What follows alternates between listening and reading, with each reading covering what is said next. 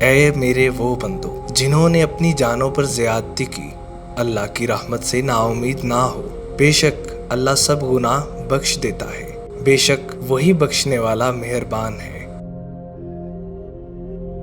سو تم مجھ کو یاد کرو، میں تمہیں یاد کروں گا، اور میرے احسان مانتے رہنا اور ناشکری نہ کرنا،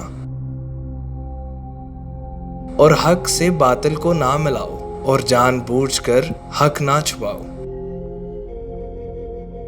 نہ تو تیرے رب نے تجھے چھوڑا ہے اور نہ ہی وہ بیزار ہو گیا۔ بے شک اللہ توکل کرنے والے سے محبت فرماتا ہے۔ جس دن ہم بڑی سخت پکڑیں گے تو انتقام لے کر چھوڑیں گے، اور تمہارا پروردگار بھولنے والا نہیں۔ عنقریب اللہ تجھ پہ کافی ہو جائے گا، اور وہی سب کچھ سننے والا اور سب کچھ جاننے والا ہے۔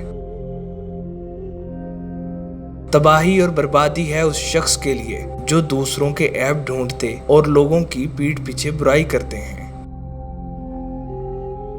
اور ہم نے تمہیں ایک دوسرے کے لیے آزمائش بنایا ہے، کیا تم صبر کرو گے؟ اور تمہارا پروردگار خوب دیکھنے والا ہے،